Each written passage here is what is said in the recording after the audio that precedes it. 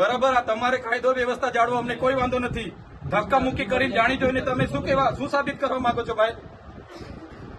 ડરાવવા માંગો છો, સીન સપાટા કરવા માંગો છો? એ ડરવાવાળા લોકો નથી. અમારા આદિવાસીઓ છે ને, અંગ્રેજો સામે પણ લડ્યા છે. ક્યારેય ગુલામી અમે સ્વીકાર નથી કરી. કોઈના મગજમાં એવો ધુમાડો હોય તો કાઢી નાખજો. તમને અહીંયા આટલા બધા દારૂના બુટલેગરોના તમે પરમિશન આપ્યા છે, કેમ અટકાવતા નથી? નામો આપું? કાળીઓ, ભૂરીઓ, લાલીઓ, ભોલીઓ આપું કે નામો? બંધ કરી દેજો. 10 પેટીના 5 લાખ, 20 પેટીના 10 લાખ. હપ્તા તમારા કોણ કોણ લે છે બધી યાદી છે ભાઈ, સમજ પડે છે ને? આટલો બધો તમે અહીંયા ગરીબો મજૂરો પરથી દંડ ઉઘરાવો છો વગર જોઈતો, તો આ ખાડા પડ્યા છે એના પર એફઆઈઆર કરો ને. લાયસન્સ નથી, આરસી નથી, વીમો નથી, એમ કરીને તમે દંડ 4,000 ના દંડ ફટકારો છો મજૂરિયાને. ખાડા પડ્યા છે અધિકારી પર ને કોન્ટ્રાક્ટર પર, કેમ એફઆઈઆર નથી કરતા ભાઈ? એ તમારા ફરજમાં નથી આવતું. ગામમાંથી આવતા મજૂરોને ચોકડી પર રોકીને કલેક્ટરશ્રીને, ડીડીઓશ્રીને અને નિયામક ડીઆરડીને 5 તાલુકાના ટીડીઓને બોલાવો. ધારાસભ્ય સમેત બધી પ્રજા આવી છે, અમારે રજૂઆત કરવાની છે. અમારે કોઈ બીજી મગજમારી નથી. હું પોતે એકલો રજૂઆત કરવાવાળો માણસ છું, હું આગેવાન છું. આમના વતી હું રજૂઆત કરીશ, તમે બોલાવો. કઈ રીતના ભાઈ તમે ઓફિસ ખાલી કરીને નાહી જાઓ? અમારા વિસ્તારમાં દીપડા છોડો, અમારા વિસ્તારના છોકરાઓ માર ખાય, આટલો અત્યાચાર અમે નહીં સહન કરીએ. બોલાવી લાવો. કલેક્ટર સાહેબને મળ્યા વગર અમે જઈએ નહીં. અમે કોઈ આસિસ્ટન્ટ ને કોઈ પીએન અમે મળવાના નથી ભાઈ. એ નિરાકરણ માટે બેઠેલા છે, એમને ભાગવાને મળવું છે, નિયામકને મળવું છે, કલેક્ટર અહીંયા જ કલેક્ટર સાહેબની અધ્યક્ષતામાં આપણે એસપી સાહેબ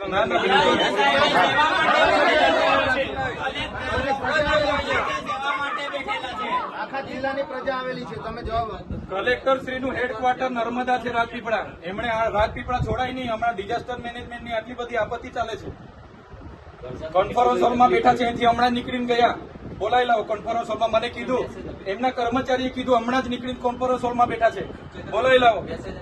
ના, અહીંયા અમારી બૂમ બરોડા થયા એટલે કલેક્ટર સાહેબ અહીંથી નીકળીને ક્યાં બેઠા છે?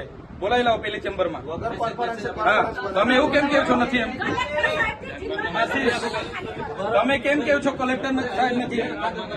ચેમ્બરમાં નથી, હમણાં નીકળીને પેલી ચેમ્બરમાં બેઠા છે, કોન્ફરન્સ હોલમાં બેઠા છે. બોલાવી લાવો. ચાલો, મોડું થશે, પબ્લિક ભેગી થશે ભાઈ. ચલો,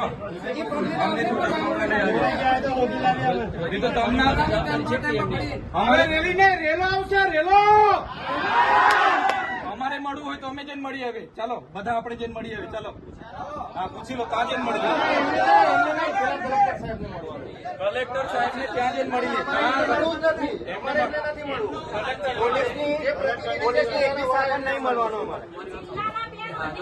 ના, કલેક્ટર શ્રી પેલા એમાં છે, એમના કર્મચારીએ કીધું.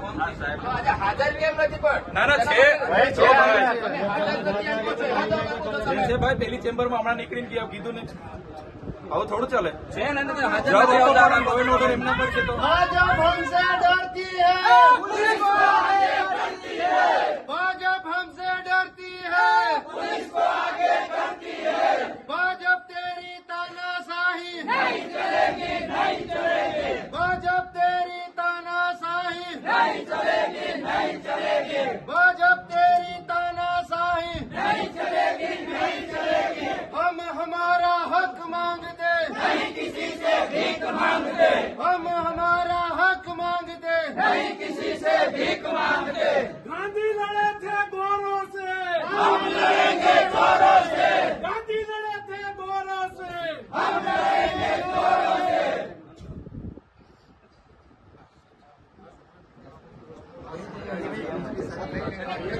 ખાસ કયા મુદ્દે આજે આવ્યા હતા અને શું પછી રજૂઆત બાદ કઈ મિટિંગમાં શું નિર્ણય લેવાયો? નર્મદા જિલ્લામાં એક બાજુ આધાર સેવા કેન્દ્રના સર્વર ઠપ છે, કેન્દ્ર બંધ છે. એક બાજુ આયુષ્માન કાર્ડ હોય, રેશન કાર્ડ કઢાવવા માટેના સર્વરો બંધ છે, ઓફિસો બંધ છે. અમે ખાડા પૂરવા માટેની રજૂઆતો કરીએ છીએ, ખાડા નથી પૂરાતા. પ્રધાનમંત્રી આવાસ યોજનાના ઘણા લોકો પેન્ડિંગ છે. નળ સે જલમાં પાણી નથી આવતા. યુવાનો બેરોજગાર છે. અહીંયા શિક્ષકોની ભરતી આ વહીવટી તંત્ર દ્વારા કરવામાં નથી આવતી.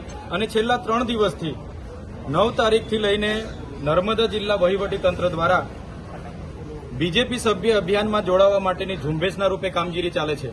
અમે ગઈકાલે 17 જણને ગામડાઓમાં રોક્યા. એમના આઈડી કાર્ડ જોયા તો ટીડીઓ શ્રીએ જાતે બીજેપી સદસ્યના એક કર્મચારીના કાર્ડ બનાવ્યા, એમના પરથી ઓટીપી લઈને એમની નોંધણી કરી. તો દરેક જિલ્લાઓમાં હવે ભાજપના કાર્યકરોને લોકો ઉભા નથી રાખતા, એટલે હવે કર્મચારીઓને ટાર્ગેટ આપવામાં આવ્યો છે. અમારે ડેડિયાપાડાની વાત કરું, મનરેગાને 13,000નો ટાર્ગેટ છે, તલાટીઓને નાના સેજાવાળાને 500 અને મોટા સેજાવાળાને 800નો ટાર્ગેટ છે. એવી રીતના ડીઆરડીના તમામ કર્મચારીઓ છેલ્લા 3 દિવસથી સભ્ય નોંધણીની કામગીરી ઝુંબેશના રૂપે કરે છે. એના પુરાવા અમે આજે ડીડીઓ શ્રી, કલેક્ટર શ્રી અને એસપી શ્રીને આપ્યા છે.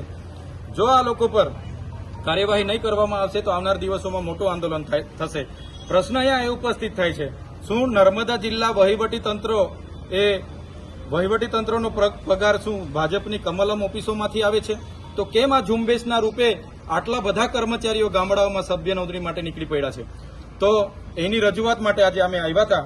દિન 5માં જે પણ કર્મચારી ઉપર કાર્ડ બન્યા છે, જે પણ કર્મચારી આ ઝુંબેશ ચલાવી છે, એમને પર કાર્યવાહી કરવાની કલેક્ટરશ્રીએ અમને બાહેધરી આપી છે, ડીડીઓશ્રીએ પણ બાહેધરી આપી છે. જો કાર્યવાહી નહીં થશે તો દિન 5 પછી હજારોની સંખ્યામાં અમે ફરી અહીંયા આવીશું અને ઉગ્ર આંદોલન અમારું આગળ ચાલુ રહેશે. નામ શું કયા અધિકારીઓ?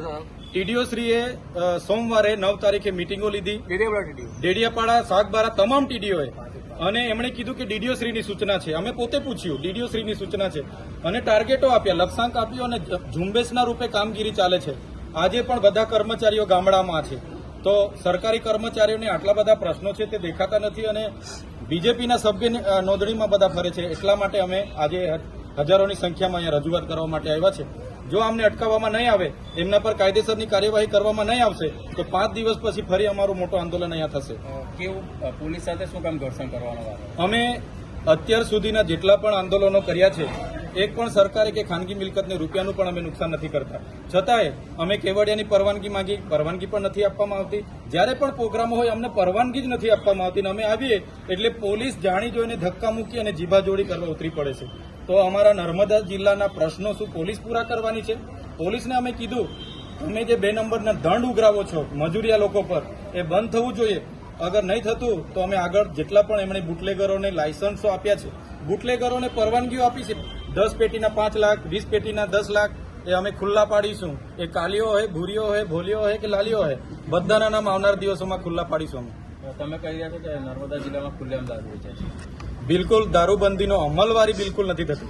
કેટલી વાર અમારે ધરણા પર બેઠવું પડ્યું દારૂના માટે. અહીંયા આઈજી સાહેબનું ઇન્સ્પેક્શન હતું, ત્યાં પણ અમે કીધું, છતાં પણ કોઈ નિરાકરણ નથી. એટલે પોલીસને અમારી વિનંતી છે કે પોલીસ હોય કે તલાટીથી લઈને કલેક્ટર કે અમારા જેવા ધારાસભ્ય, આપણે બધા પ્રજાના નોકર છે, પ્રજાના પરસેવાના ટેક્સના પૈસે આપણને પગાર મળે છે. આપણે ક્યારે પ્રજા પર માલિક નહીં બનવાનું. બધા સાહેબગીરી કરવા લાગેલા છે. એટલા માટે જ આજે અમારે ઉગ્ર સ્વરૂપે રજૂઆત કરવી પડી છે. આ બાબતની એસપીને રજૂઆત કરવામાં આવી છે આજે. આ બાબતની આજે એસપી સાહેબ સાથે રજૂઆત કરી છે. આવનાર દિવસોમાં કેટલાક ચેકપોસ્ટો આરટીઓ દ્વારા અને પોલીસ દ્વારા ઉભા કરવામાં આવ્યા છે, એની પણ અમે તપાસ કરીશું. અને કેટલો દંડ છેલ્લા વર્ષમાં આજની સ્થિતિએ કેટલો દંડ એમણે ઉઘરાવ્યો છે, કયા પ્રકારના વાહનો પર, એ પણ અમે માહિતી માંગીશું. આજે કાચ તૂટી ગયો, ધક્કામુક્કીનું કાંઈ નુકસાન પહોંચ્યું છે, એ બાબતે શું કહેશો? હવે કાચનું મને બહુ આઈડિયા નથી, પણ ગેટ બંધ હતો એટલે ગેટો બી કૂદીને ગેટો ખોલાવીને અમે અંદર ગયા છે. કયા અધિકારીઓ ભાજપના સભ્ય બનાવવા માટે મહત્વની ભૂમિકા ભજવે છે અને નામ શું છે? આપણે ડેડિયાપાડાના ટીડીઓ, મારે ત્યાં ગઈકાલે કર્મચારીઓ આવ્યા, એમને પૂછ્યું, એમના કાર્ડ પણ મેં લીધા.